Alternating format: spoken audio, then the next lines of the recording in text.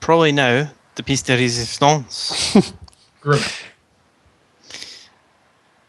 Who has been very, very generously has been hosting and recording recording these sessions for us and uploading them to YouTube for, well, chances are you guys that are watching it to enjoy, which has been off his own back. He records, renders them, and uploads them, and manages the comments. Yeah. So now a word from our sponsor. Well, after all that Griff hyped me up to be, I have the following to say. It's alright.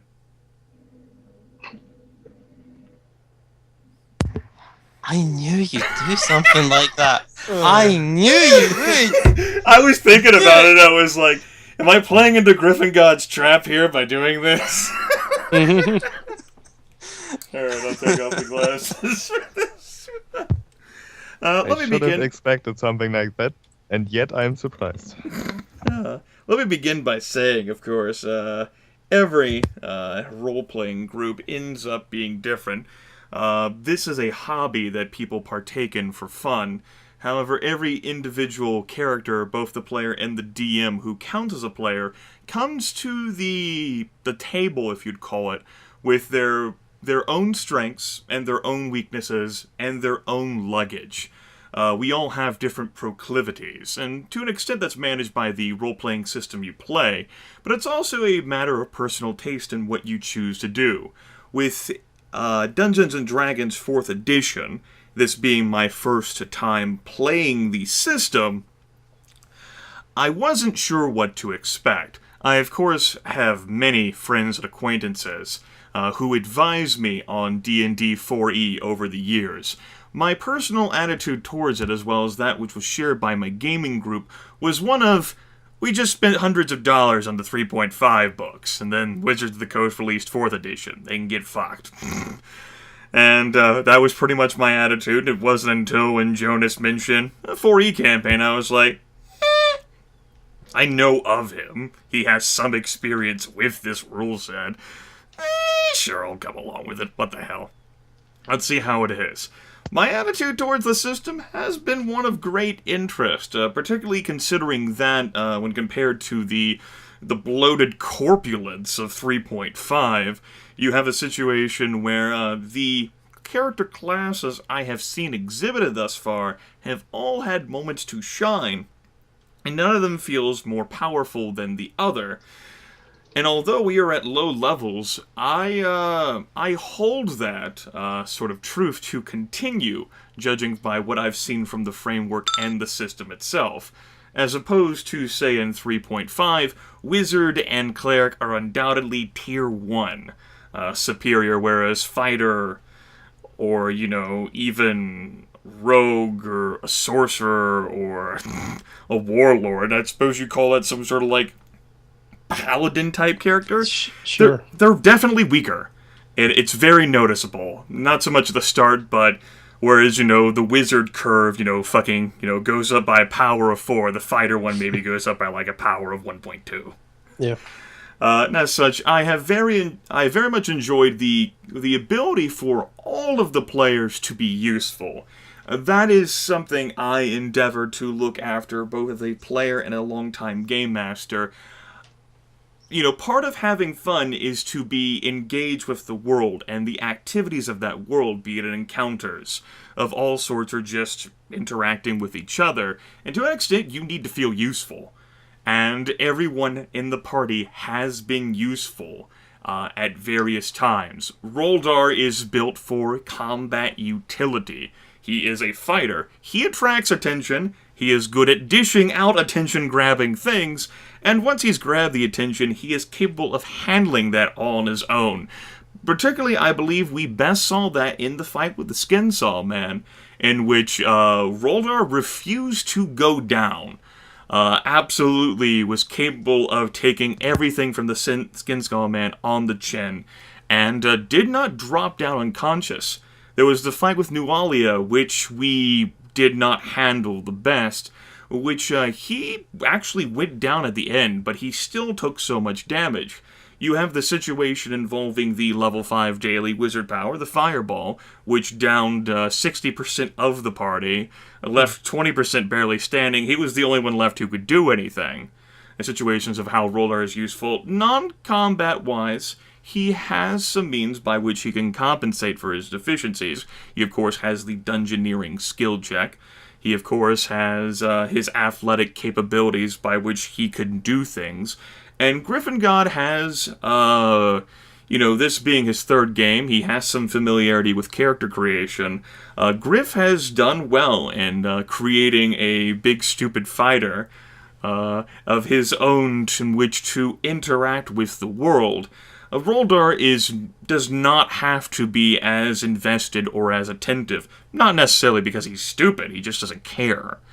And as such, given his penchant for naivety, it has allowed Gryphongod to explore the world in other ways that he has not done with prior characters.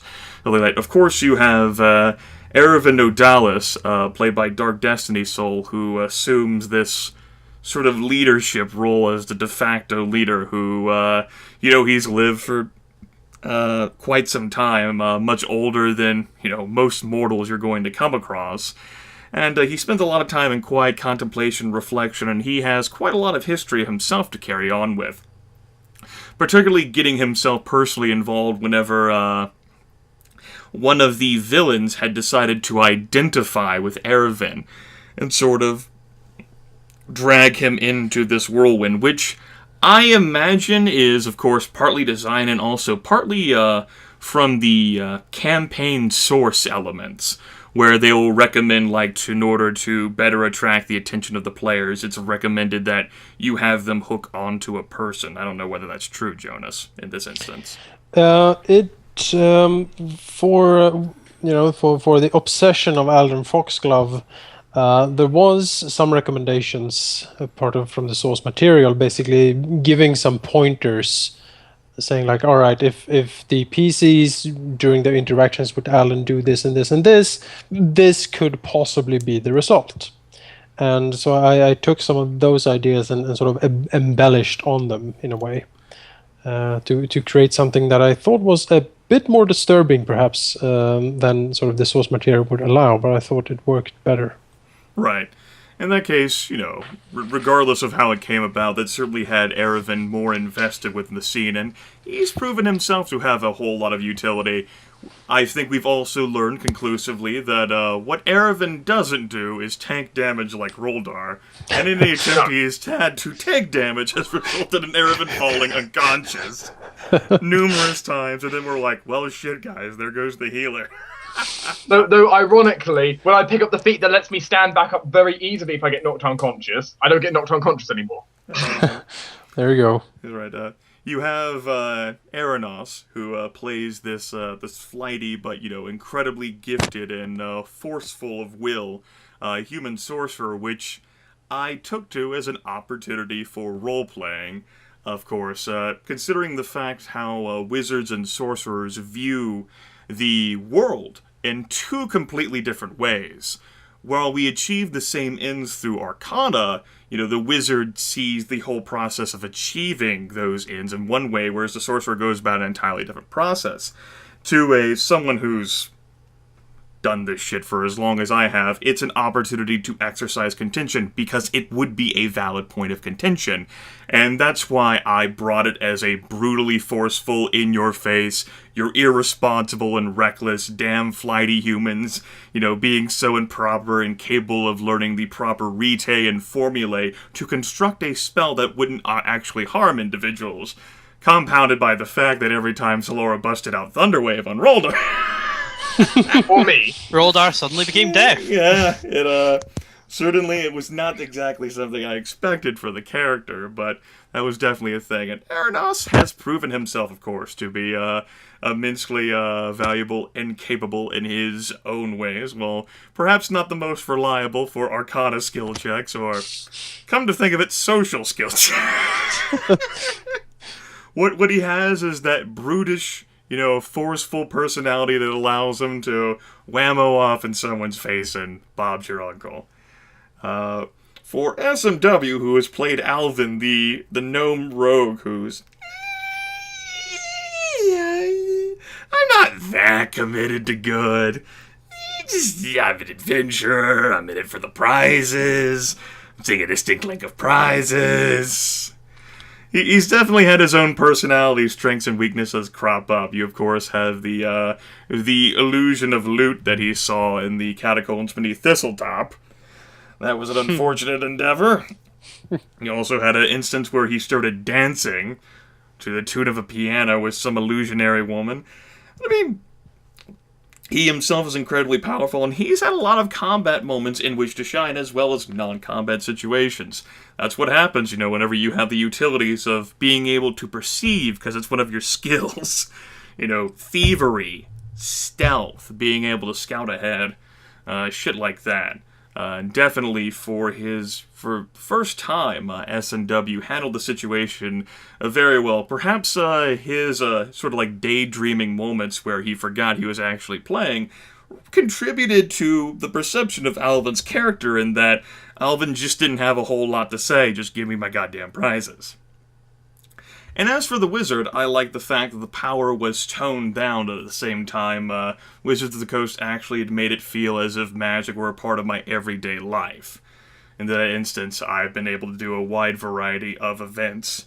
The ghost sounds, of course, the goblins, and later on, more serious affairs after I learned more about the rule set and the powers available to me, and constructed means by which I could help players. More to the campaign itself, now that I've talked about the rule set, I've found the game to be enjoyable. I do believe it's had its ups and downs.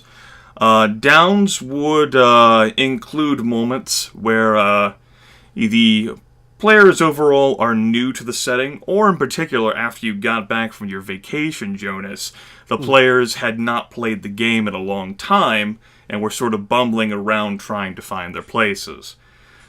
Of course, there's the power fireball that I bring up. Other weak moments. My bones of contention are not that big.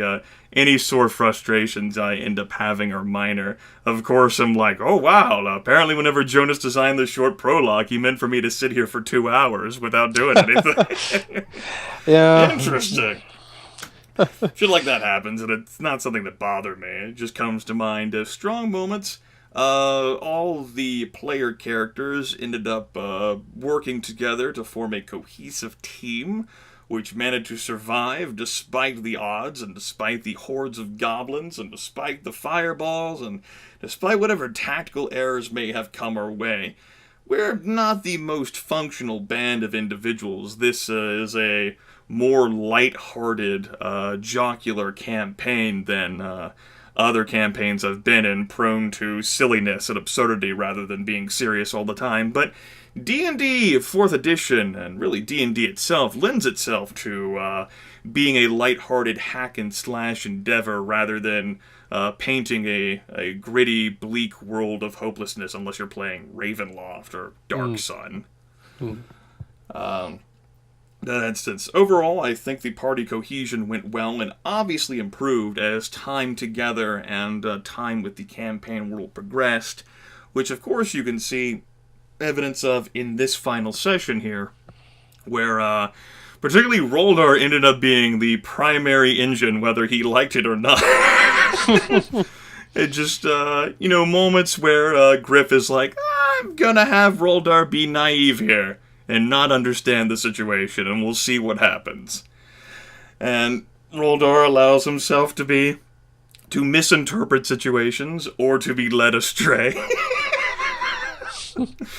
Which, is some fault on my own, because I'm interested in, providing an assist or a layup here in this situation, like, I'm gonna toss the ball Gryphogod's way. What does he do with the ball? Let's find out. Break you, apparently. Said, I'm going to, glob this and spit it at Arenoss, or Asthma Man, and I'm gonna see how he plays with it and what happens. Shit like that. as being, I suppose, a veteran player, I'm able to pinpoint these moments, and I have a character who's willing to pinpoint these moments. We can just see how people might grow or not grow as a response for that, because there was no compunction or requirement that anyone needed to respond to any of these situations at all. I just chose to make them because it seemed right to do so, and I thought they would come across well. Of course, I know that I am personally an asshole, and sometimes I can be abrasive and overbearing in that regard, but, well, fuck all of you. I think the group was all right. 4 or 5 stars. Would play again. Well, that's good. The 4th edition turned out well. Jonas, I think, or Joe Nasty. I think. Yeah. I think the campaign world turned out to be incredibly ambitious. We definitely had our moments here where over-reliance on maps created gameplay shortage. Yep. Certainly true. And that's just a thing where we go so far, from the spectrum of visualizing it all in our heads, sitting around a table, maybe not even using miniatures and just having the DM paint the scene to everything is mapped out and yeah. But I definitely think the struggles to find that will ultimately bore fruit, as well as the gameplay itself. I got a little sick of goblins. We stopped fighting goblins. It's nice. We made it work. Like, go think about favorite moments. I of course like everything that I've ever done or did because it shows my amazing awesomeness. I really enjoyed the critical hit that I got on the Skin Saw Man. Yeah, that's pretty good. Which caused me to shout in my room, "Fuck everyone!" I like how I like what the people did, no matter how experienced they were in handling their characters and interacting with each other. Obviously, there's room for everyone to improve because we all have our strengths and weaknesses. But DM, I don't know Pathfinder, and I don't know the campaign sources from which you pulled this material, but I think you did a great job. And harnessing all of this together, along with some people with whom you had not played with before. And I think you set out to accomplish what you wanted to do, which was to, 1, have fun, and as a secondary priority, show people that 4E isn't that bad. Of course, your mileage may vary. Maybe the system itself is flawed. I've only just now played it once, and really it was rather the interaction and setting that made up for its deficiencies. I personally don't know. That was the thing, and I think I've rambled here for close to 18 minutes. I'm good. All right. Well, thank you for that, Grimith. I'm happy that everyone enjoyed themselves. That was just, certainly my ambition here, and yeah, it was an ambitious goal I had. Trying to, I tried to do many different things with this. I tried to, have fun, as you said, which is perhaps the most ambitious and the most important thing, actually. So I'm happy that everyone actually had fun. I have put down a lot of work to make this roll, and I'm very happy. Many things worked out way better than I thought they would be, actually. Like party composition, it's always a bit risky to pull together people you haven't played too much with before. You're not too sure how everyone will mix together, and the sort of contentions within the player group. It's not something you usually want to have, but I think this group has worked out quite well, actually. And as you said, you have formed a cohesive force, and yeah, you have helped. For as much as I prepared for this, you have, as players, helped a lot to flesh out this world. So I feel like this is not my world alone any longer. It feels like you're sharing it with me, and I think that's very nice. Particularly, I enjoyed. Although we fought a lot of goblins and was a little bit drawn out at the end, I really enjoyed how you, like all of the group, basically helped me create something more from the goblins. They start out as this very basic enemy. Like, this is the first enemy you fight in almost every game. If it's not goblins, it's kobolds. It's one of those two, basically. But you helped me realize a goblin threat that was both sort of completely absurd and hilarious, as well as being maniacally dangerous. And there's a lot of sort of subtle roleplay and not so subtle roleplaying doing that. So that is also one of my favorite moments, probably during all of this, like the realizing of the goblins as almost characters on their own, right? Toothy being one of the prime examples, I think. So thank you all. Thanks to Sheep for providing a interesting character and a very solid performance. Like, if you hadn't told me this was your first time playing, I wouldn't have guessed it. So yeah, thanks for that. Thanks to Satus, Goger, or Arenoss, one of those names, for being part of this too. For backing me up, not being the only Swedish person in the group. It's always nice to have a countryman to fall back on. So that's very nice, and thank you, DTS, for taking the leader role here and sort of trying to guide this ragtag group of heroes in the right direction. And thank you, Griff, for being sporty and being in such a good mood all the time. It usually lifts the spirit of everyone in the group, and I really enjoy that. To quote Grimith, he actually told me, I think one of the first ever videos I actually co-commentated with Grimith, he actually said, he's always so fucking happy. Yeah. No matter whatever I do to try and make him sad, he's always so happy. I've definitely told Griff this on several occasions, and eventually it got old hat. Usually Gryphongod is cheerful and he's an optimist, and there's sometimes when he's not, and it's definitely noticeable whenever he's not in a good mood. And that makes me sad when he's not, because I need Gryphongod to be happy. That it's something I need to hear, and when I do, it makes me happy. We got our Jonas Gryphongod slash fic right here. Here we go. That, DM. Yeah. Ladies, start writing. Available on Jonas. Whoa. It's usually Back. beep beep. Beep. You what, mate? You what?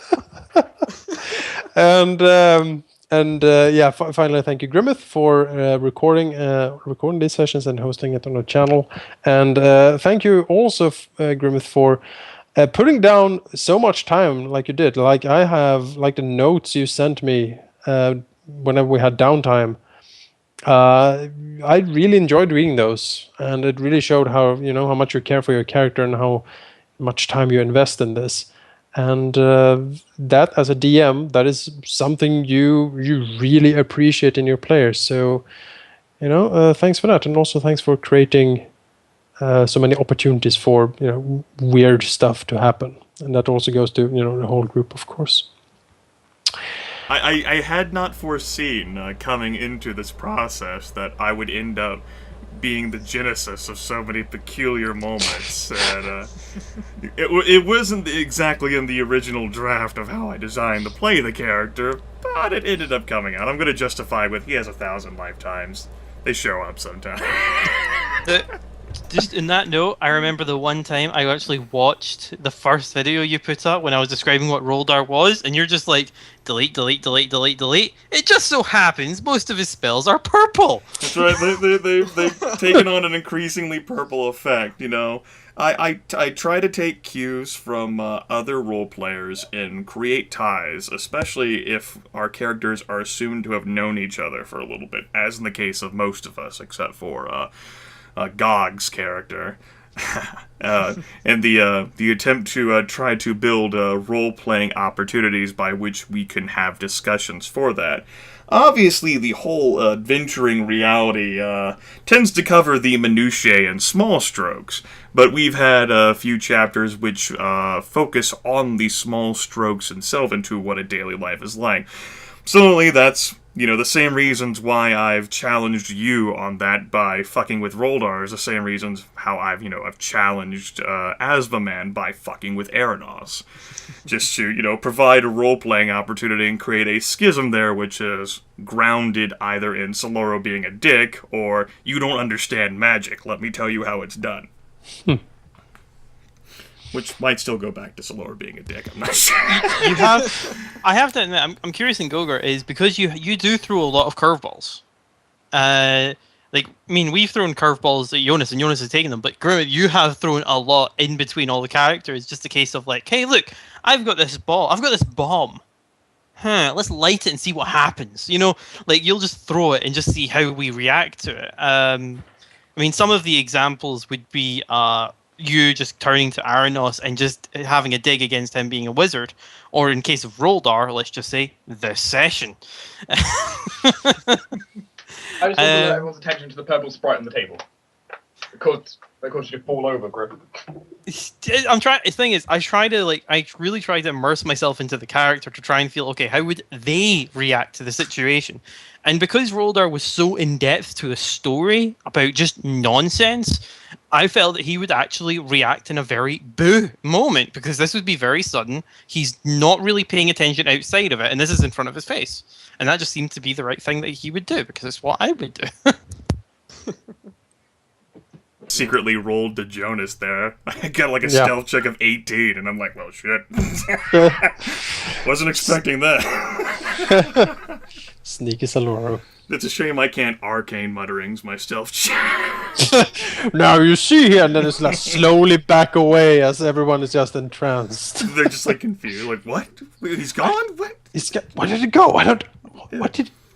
Surely there's a way to say it that it actually hypnotizes the audience, so they go into a kind of drowsy state, and then they wake up and you're gone. Maybe it's and they're naked. I mean, see, certainly I have a mischievous streak towards me, which really comes into effect when I'm a player.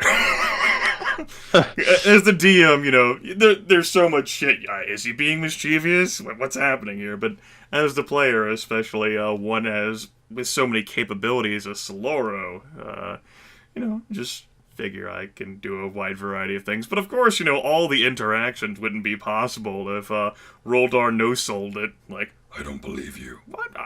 I'm very convincing. According to the knife, no, turning you out, it's dumb. Aw, penis. And if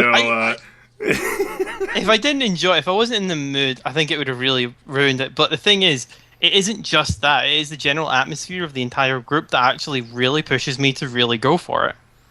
Yeah. I felt it was really easy to actually immerse yourself in your character. Like, when you told the Amigo about the, mating ritual thing, I was actually mad in real life. My relationship is ruined! Yeah. For a short while, I was actually angry. I'm going to tell you, I had not foreseen that. I was sure that Roldar would somehow find a way to bring misfortune upon Saloro. I did not think that would be the way. That's why it caught me off guard, and I started laughing. Yeah. Gogo, I actually had a similar thing when Griff started messing up that meeting, because the player, I was a bit unsure how to react to everything going on in the meeting, and he just made it like, oh god. Yeah, at that moment, Arenoss just gave up and collapsed on the table. Well, the thing is, for me, is Roldar is basically drinking liquid courage. He's never really drank at all in his life. He's only seen it react horribly to other things.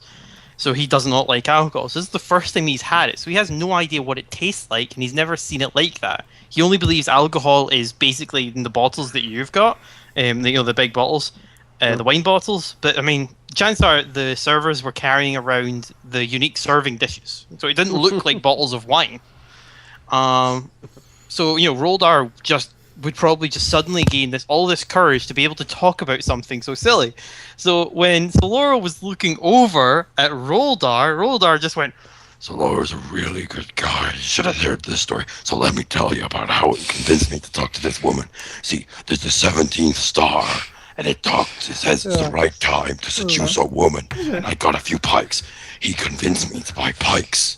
And it worked. The whole council chamber just What? And A, Roldar doesn't know better because it's not the environment in which he was raised, and B, even if Roldar knew better, there's no telling whether he'd actually care about knowing better. Just, it's how he interprets the world around him. And that's how Gryphongod has chosen to make him this naive, brash, warrior who's very strong and very capable, but relies on his companions for external interpretation of events. Well, even then, you've got to say we've got Erevan's like spider reflexes, but any strength roll, any strength roll has the highest strength of the entire group. Fails. Yeah, and have basically Every failed time. almost every strength roll compared to the rest of the party, and that's also something I really enjoy doing these videos. Like Roldar being this like Herculean exemplar of like training and muscles, constantly being outdone by the smaller and more frail of his companions.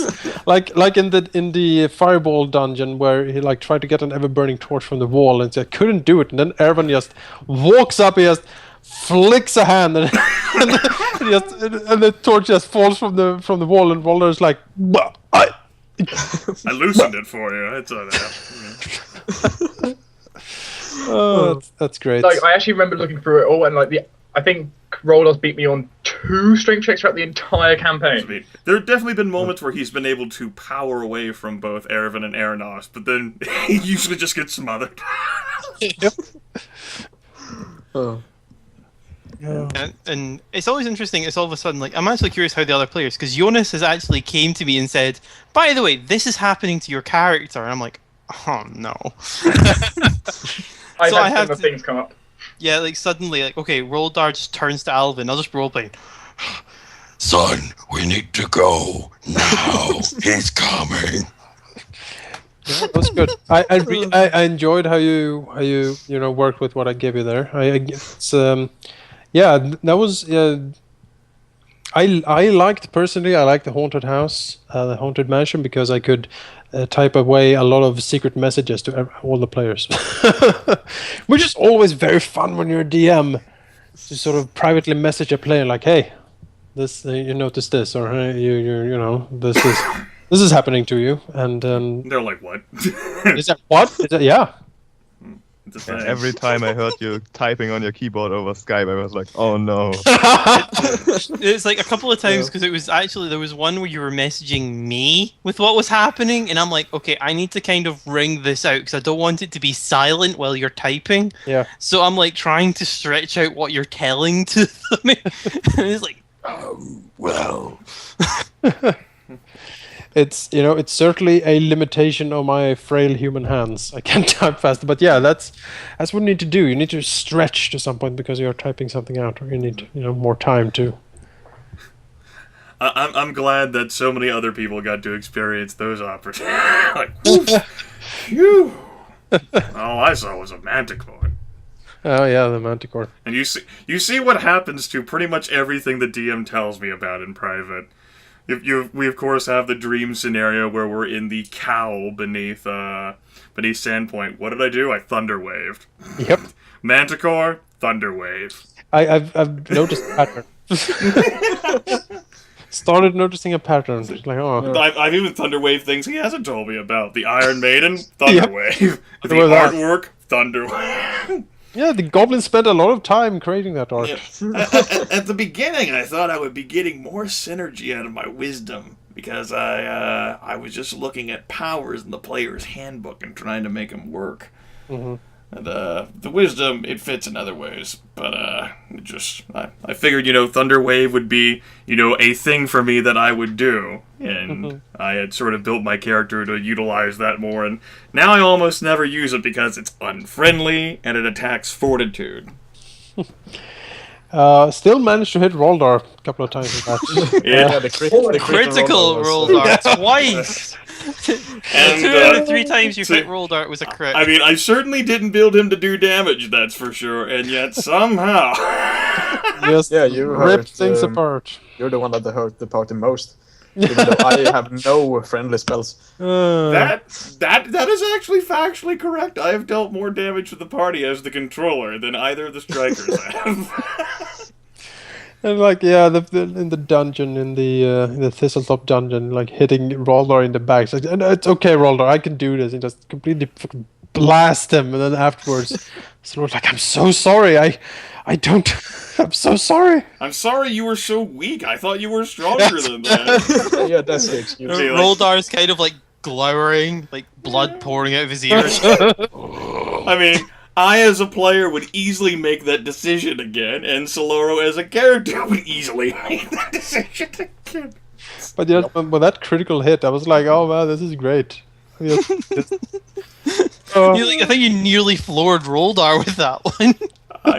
That was a 1 in 20, man.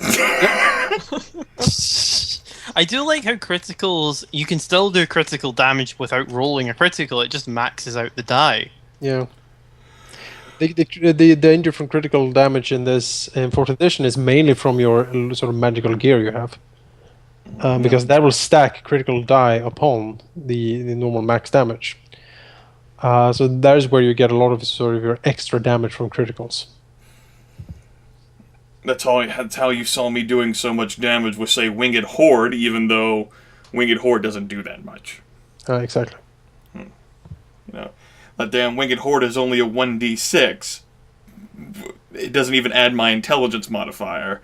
Yeah, But you like 13 damage and stuff. But yeah, you know, I get 2d6 from the critical bonus dice. I get an extra +2 courtesy of my equipment, you know, shit like that, and some other bonuses I get. Another +2 for psychic things. It all adds up. Yeah. And then suddenly, I eat your body. That's the worst part. That's right. I don't like that part. And I need my body for the things I do. So I made my level 7 character token, and I never used anything from it, Joan, except for arcane muttering. That's true. Speaking of never using, my fancy modified framework never really got into play. Well, Makes me sad, but I can understand why you hesitated. Yes.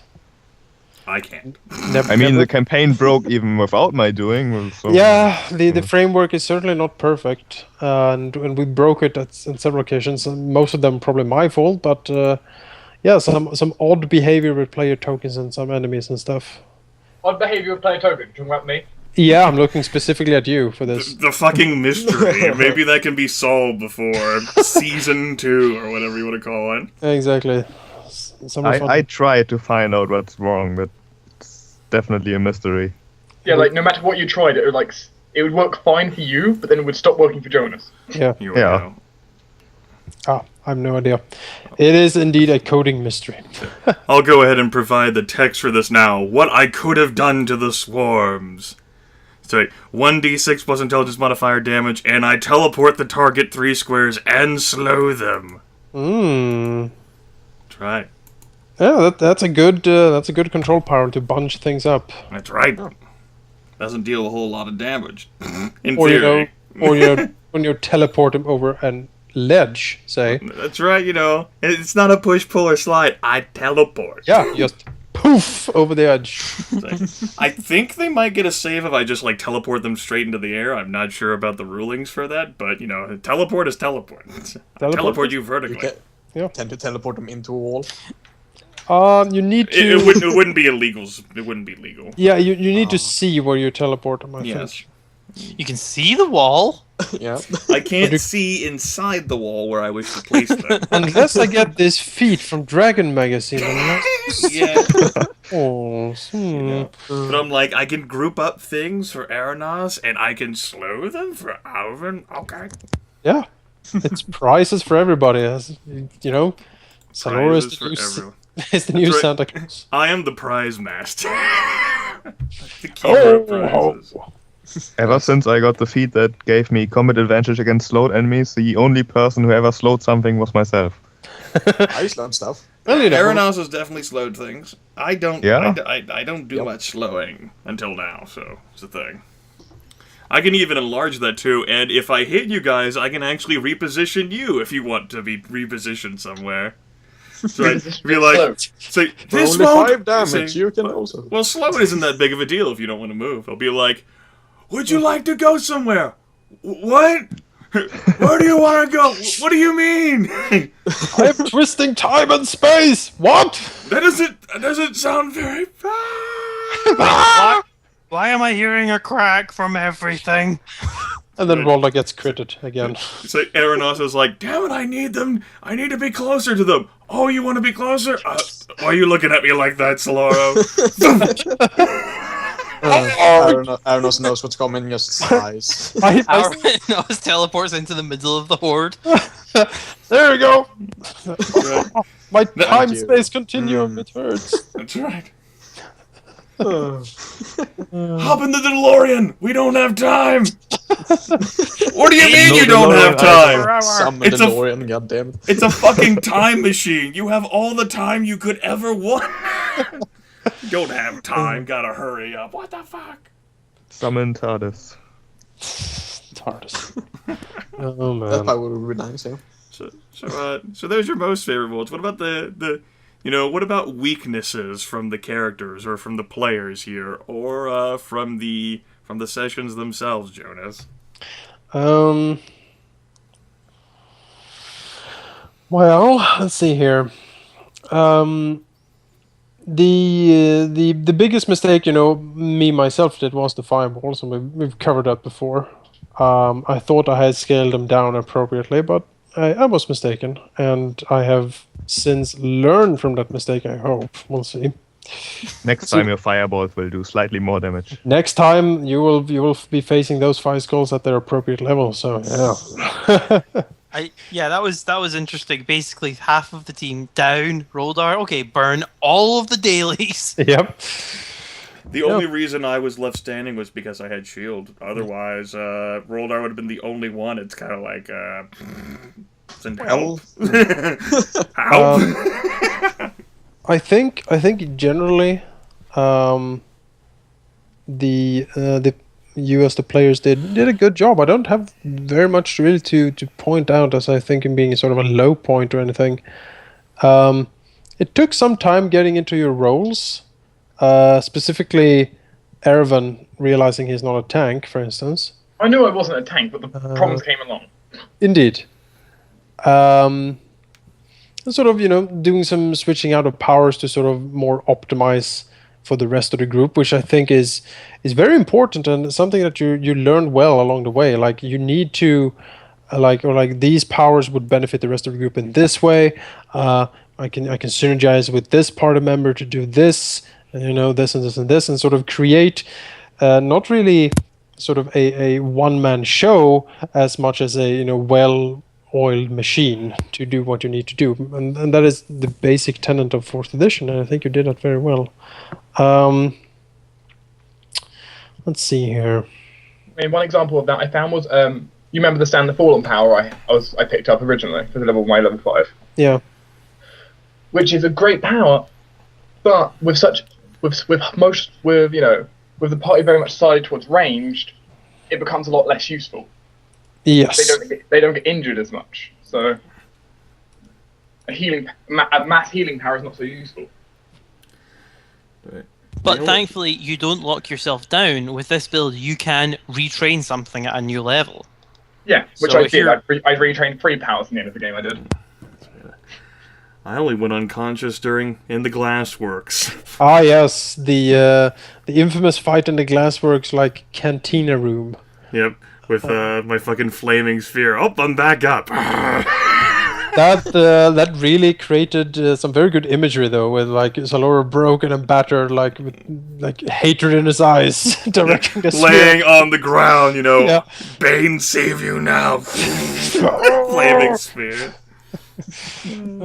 Also, by the way, I very much enjoy Saloro using Thunderwave to send a goblet into a furnace. That was just, normally, at least I'm used to, 3.5s, like, hey, you can't fucking move shit like that. That, you can't put them into any situation that would be severely disadvantageous to them. At the very least, they're gonna get an awesome saving throw for it. 4 is like, you can push, pull, slide, whatever. Yep. They're the ones who are going to deal with the consequences. I'm like, obstacle? On map? Opportunity? Exactly. Especially how the Goblin tried to do the same shit with Alvyn. Yeah. I'm like, well, you just primed yourself up, buddy. You're like,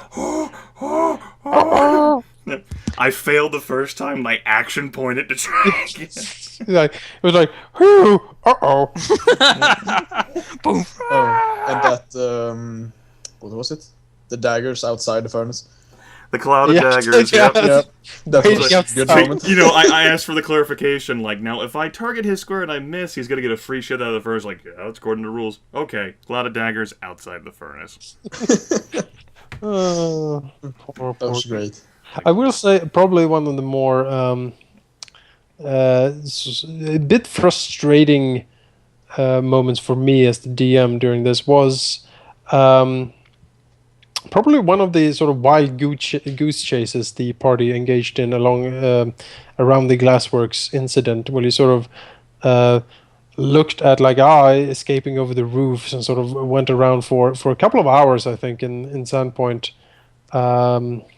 Sort of not really knowing apparently where you wanted to go, and as a DM, that is that can be both a curse and a blessing. And I think it actually ended up as something good in the end, though, because you got to meet Headmaster Gandethus and sort of get an insight in the academy, and it helped flesh out the town even more. So in that regard, it was actually something positive, I think. But in the beginning, as a DM, you're always like, all right, the players don't get this, clearly. What can I do here to sort of nudge them in the right direction without spelling it out? Because that's no fun. I'm not on your railroad. Fuck you, DM. I write the story. I'm the player. Yeah, Jonas, I get the same thing a lot of the time. Just like, I'll be going along with my campaign, my players will be doing well. Suddenly, they just seem to go completely the wrong way. It's like, how the hell do you get the players back on the right track? Yeah, and it's different depending on what kind of campaign you're running. If you have a source material, for instance, then the railroad is, in a way, it's sort of there. Certain things need to happen. If you have more of a sort of a free form role playing game, if I were more like, here is Sandpoint, I don't know, whatever, go Grand Theft Auto on Sandpoint or Skyrim, just walk around and see what happens. Then it's less of a problem. So it certain, as Grimith said, the players shouldn't, and that's the tricky part, right? As a player, you don't want to feel railroaded, but you still want to feel like you have something to do, right? That you're not sort of just walking around blindly in darkness and have no idea what you're supposed to do. There's a very fine balance there that you're trying to hit as a DM. At least that's what I usually try to go for.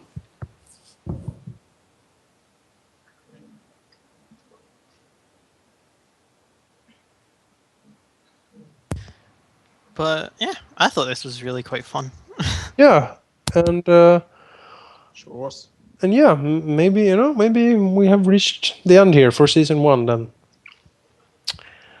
So yeah. But now how this normally works, right, is that, they finish recording, there's a lot of editing and post-processing, and then it's shared with other people, like several months in the future, during which time they're actually filming for season 2. So what I'm thinking here is I'm not going to upload this until, like, January. Just to be a dick. Oh man. Oh, that'd be terrible. People will watch this and they'll have what fuckers. Right. They'll be like, where the fuck is the next chapter? Is the game over? Like, it's currently with the advertisers right now. What? Yeah, we had to get it censored. The rating system seemed to be a little bit off, so they need to check it out, make sure things are okay. I made a joke with Jonas earlier, like how I'm just gonna add 3 to 4 minute advertisements every 15 minutes. Yeah, it's sent into editing, and we need to talk to some lawyers because some of these things Sheep said. Whew, man, that's messed up. He's really pushing sorry, the line, sorry, man. I couldn't keep myself. It's really pushing it, so we can't really release that right now. You're not doing the stereotype any favors. Hey now! Let me just tell you that right now. You are not doing the That wasn't my intention. Damn it. Well, piss. Exactly. Damn it! Now I'm the asshole. Well, So, is there like a less nebulous idea? Like, did you want to do winter? How long would that be in the winter, Jonas? right now, because the work has started in full, Of course. and I need to handle a lot of things to get over the hump of work and stuff. So sadly, right now I don't have a less nebulous thing. I'm sorry to say. Okay. So the Winter of Despair will start sometime in spring. It's Where they'll be serving Sweden, summer damn it. lager. Yeah. It's winter here up until April, so there you go. No, So what's it? You got super long summers and you got super long winters. exactly. There's no spring, there is no fall. It's The just closer you get to the poles, Griff, the fewer seasons. yeah, basically. I have to admit, I'm really a fan of Scandinavia because they just sent me a check, which was awesome. Oh, you're welcome, I guess. Right. Yep. He mentioned that he got a refund for his tax stuff. That he Oh, paid. that's Like, Yeah, so it's just randomly. I was just sort of sitting in the house. I got a letter with like Norway and stuff on it. I'm like, the fuck? Like, what did I do? And I opened it up and it's like, for the tax year 5 years ago, you have this much money you can claim back. I'm like, holy fuck. I like to imagine it like the sort of like the Fox revelation that was apparently shared on, not maybe last week. I don't remember. It's just like the sort of pan like you Walt mate. Oh yeah, that GIF was just awesome. that animated GIF about that. Yeah, I love yeah. that thing. So I have it saved on the computer. I just saw it and I just thought Grimith. It's just Grimith. I I have irrationally laughed over that yesterday. I saw it in my folder. I'm like, that's how I laughed, everyone. So yeah, the plan is to continue the adventures of the Spiral Vanguard in the future. I don't have a time frame as of yet. My goal is to do a collection of winter episodes. And yeah. You just don't know how long that would be. No, I'm sorry. I really Okay. I really can't say right now. That's fair enough.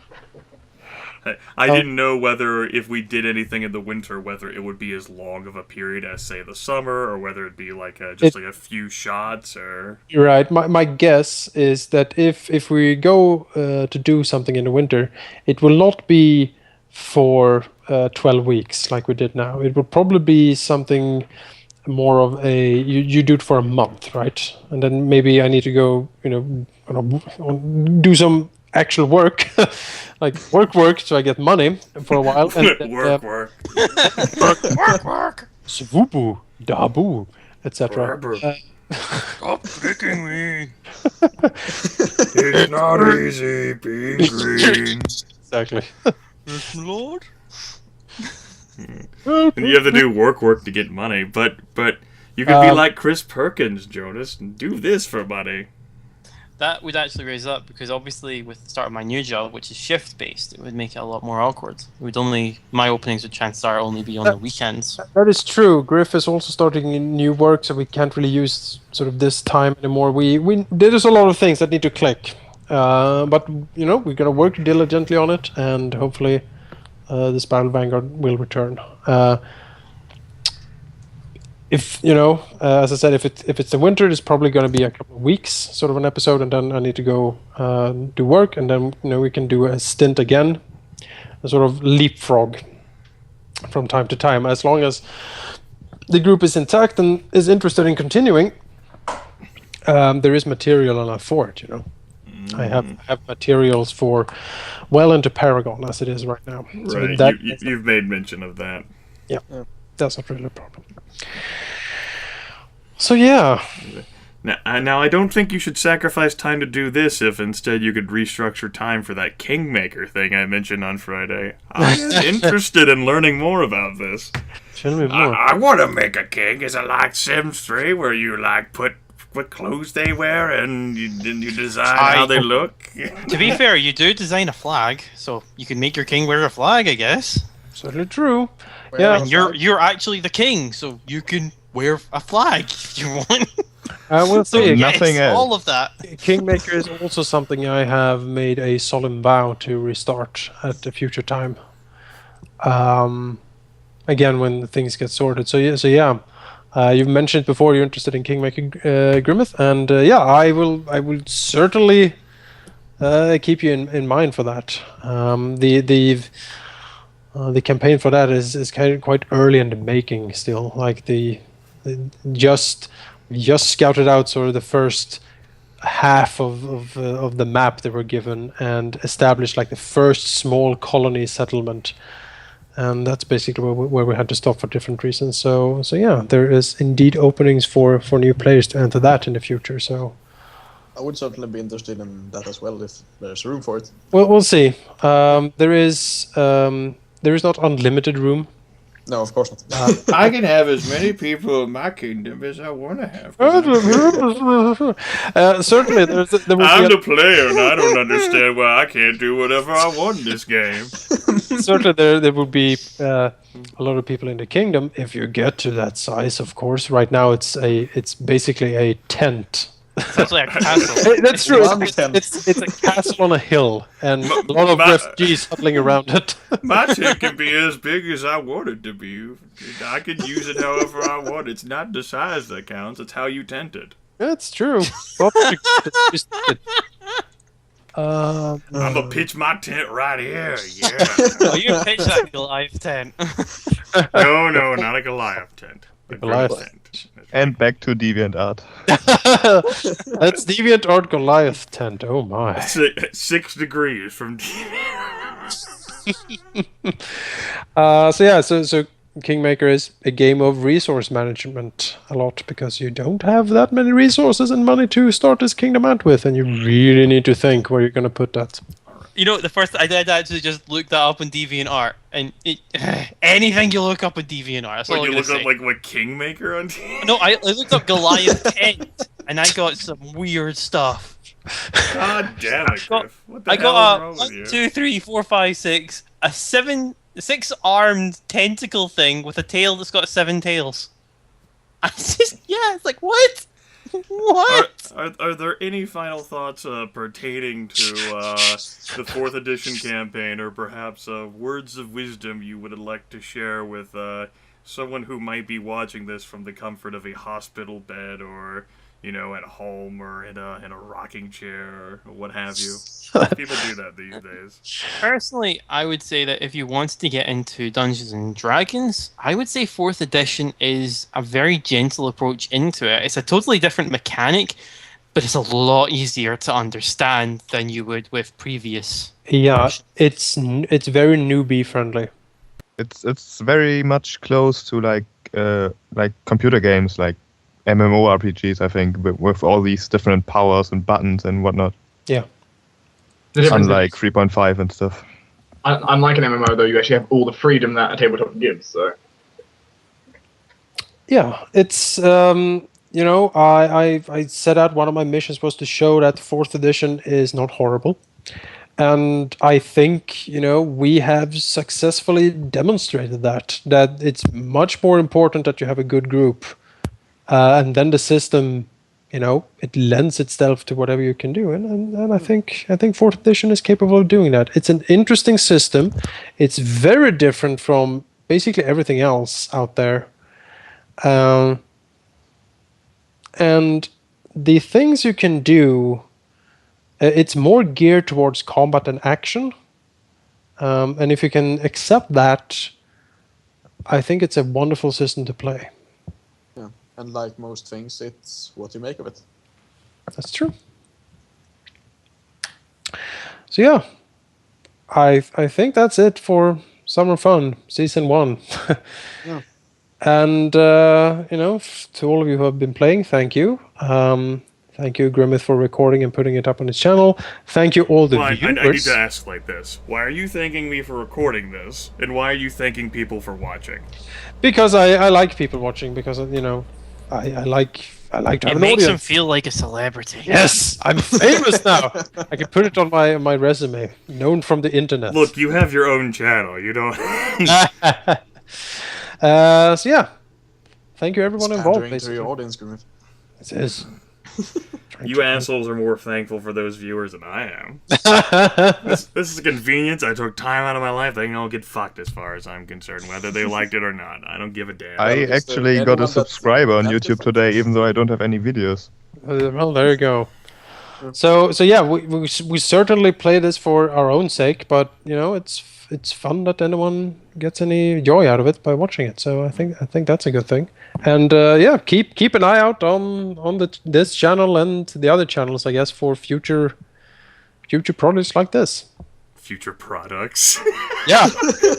Hey, come on! You said advertise. Yeah. You got to advertise. Now how much? Well, shit. I guess what we're gonna have to decide before the winter discontent is what products are we going to create. Yeah, everyone needs to come up with a product. Wait! We already talked about this.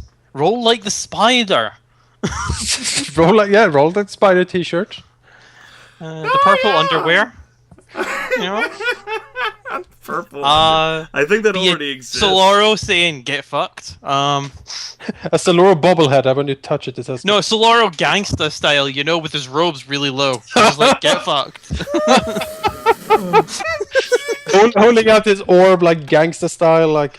And then you got another one. The orb sideways. How can you do it? It's a fucking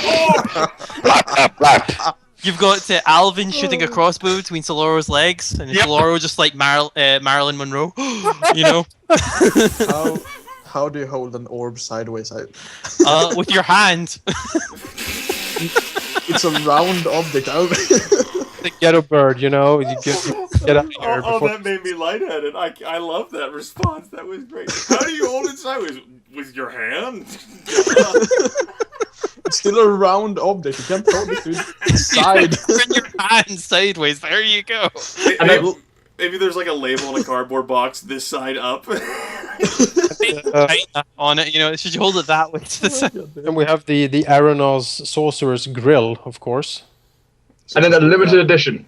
Yes, Arenoss. Just a huge Say, pit. that's a huge pit of fire. say with this grill, you will make others your princess. Oh, like Toothy with his bitches. And of course the Roldar "Will you marry me" message. It's a small message. When you open it up, it's Roldar saying, "I put a ring on you." Oh no, I put a mark on it. Exactly. You're mine. That's right. Say, or we can even make a drinking contest. Say, take one shot every time Roldar is confused. Oh my. Say, chug if We would be plastered within a minute. Like if Roller is not confused. There we go. Say, drink Every the winged whole. horde, Saloro uses. Take a shot. Say, drink the whole bottle if Saloro fails to confuse Roldar. That will never happen. Wait a minute, Solaro, you already tried that thing on me. Look, that turned out wrong. That prostitute was actually a man. But it was an interesting experience, wasn't it? Shut up. Hey Roldar, I didn't know you were like that. Is that how all Goliaths are? Can I find that out on Deviant? Let's go to Yes, yes. Find out. No DeviantArt, no Google Images, everyone. Those are the rakes. See what Google Images has to say for that. Why are we Google still Images doing is better this? Why do you have so many bad ideas?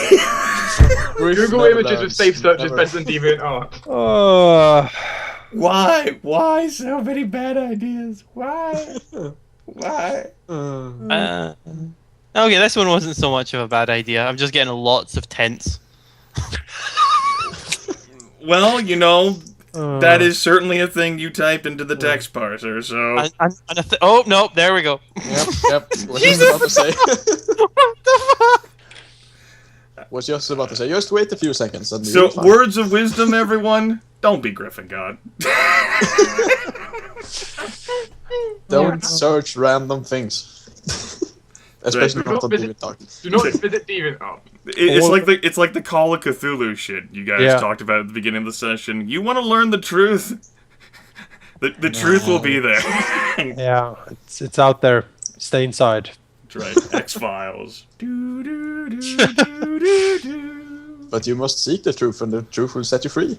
That's I suppose it sets your sanity free, and that's ignorance is bliss, so we get to that point. There you go, Jonas. I've just there. Did you, like, send him a link? Yep. Oh my! Why? Yeah, we can't show this. That's for sure. Oh. I'm not even gonna open the fucking window. No, I said it to him and I said it to Jonas privately, but it's let me give you it's the picture is called Goliath 5 Men He Thong. And that is certainly what it is. That is certainly what this shows. I don't want to picture that, god damn it. Oh, it's a picture. Let me tell you. If Don't a tell me picture about is it, worth please. 1,000 penises. What do they...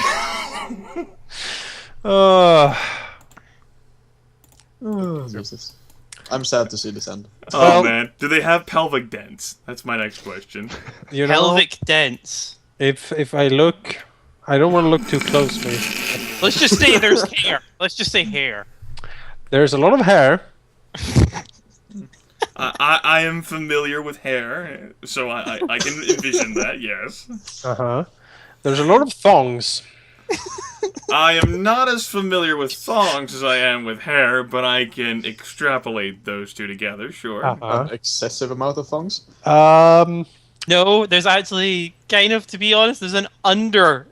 Maybe There's what, too 4 much thongs? revealed by the thong. There's a lot of hair revealed by this. Oh, So, yeah, I you know, Well, I think I need to go to bed and Well- recoup my sanity. well, Goliath online, gentlemen. Goliath online. Come in. Go ahead, Tycho. Just correct me on that one. Get the fuck away, you goddamn European. Leave. Yeah, this is over. Summer fun is over. yeah, I have to No admit, more fun. No more fun. Fun. Oh. Summer's over, and I have to admit, I don't want to see this session end, but I have like 5.5 hours of like classes in the morning, and I'm going to have no sleep at this rate. so there you go, folks. Get out of the pool. Get out of the pool. Exactly. Thank you all for joining me for the summer fun. It has been delightful, and yeah, I will catch you all on the flip. Only if I throw myself, Joe Nasty. Yay!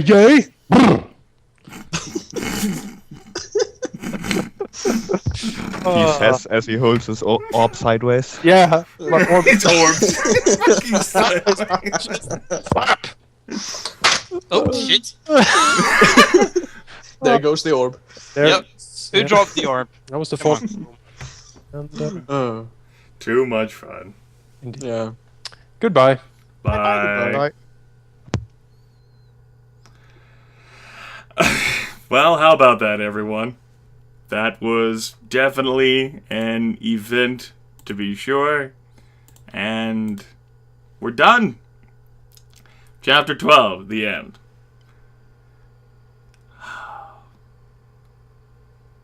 It wasn't so bad, was it?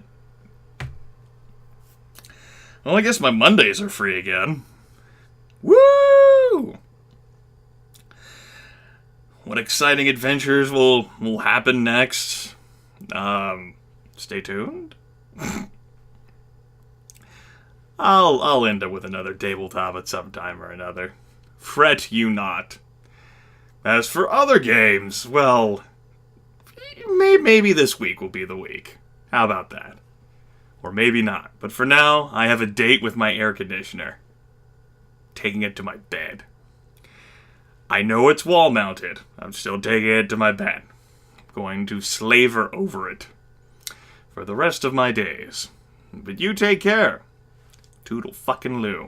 Really, go out and get fucked. Just go out and get fucked. Your parents want you to. Really. It's what they envisioned for you. I promise. I am familiar with it. Don't stay inside. You'll get bad ideas like using Google search or DeviantArt. Don't do it. Don't do it. That is your public service advisement. Your words of wisdom. Your moment of zen, or whatever the hell you want to call it. I'm fully energetic, and I'm still done. Thinking about it? No, we're good. Bye.